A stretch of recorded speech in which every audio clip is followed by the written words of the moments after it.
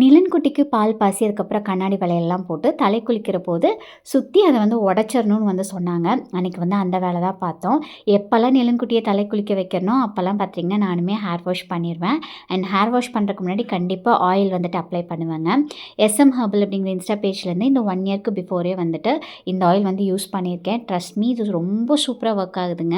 Almost 1 இயர்க்கு மேலே use பண்ணதுக்கப்புறம் தான் இந்த ரிவ்யூ வந்துட்டு ஷேர் பண்ணிக்கிறேன். இது வச்சா எனக்கு பர்சனலாக என்ன ஃபீல் ஆகுனா, அப்படியே உடம்பே பயங்கர ரிலாக்ஸ்டாக ஒரு மாதிரி சூட்டவே தணிச்ச மாதிரி வந்துட்டு இருக்குங்க. ஹேர் க்ரோத்துமே நல்லா ப்ரொமோட் பண்ணுது. மெயினாக ஹேர் ஃபாலையுமே ரெடியூஸ் பண்ணுது. இப்போ தீபாவளி ஆஃபர்லாம் போயிட்டுருக்கு. பேஜ் வந்து டேக் பண்ணியிருக்கேன். உங்களுக்கு நீட் இருந்துச்சு அப்படின்னா தாராளமாக ட்ரஸ்ட் பண்ணி இவங்க கிட்ட வாங்கலாங்க. வாட்ஸ்அப்பில் கூட நீங்கள் டைரெக்டாக ஆர்டர் ப்ளேஸ் பண்ணிக்கலாங்க. நம்பர் வந்துட்டு கொடுத்துருக்கேன்.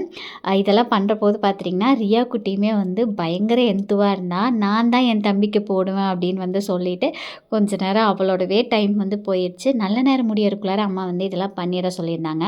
அவங்க கோயிலுக்கு போனதால பார்த்திங்கன்னா நான் ரியா குட்டியுமே வந்துட்டு இது வந்து பண்ணியாச்சு. எவ்வளோ நாள் வேணாலும் வச்சுருக்கலாம். பட் ஆனால் வந்து ஈவன் நம்பர்ஸில் வச்சுட்டு அதுக்கப்புறம் தலை குளிக்க வச்சிடலான்னு சொல்லியிருந்தாங்க. பிறந்த போது ஒரு வெள்ளை துணியில் வந்துட்டு மஞ்சளை நினச்சி கழுத்தில் கட்டியிருந்தோம். அதை ரிமூவ் பண்ணிவிட்டு பார்த்துட்டிங்கன்னா இந்த பால் பாசி வந்து போட்டாச்சு.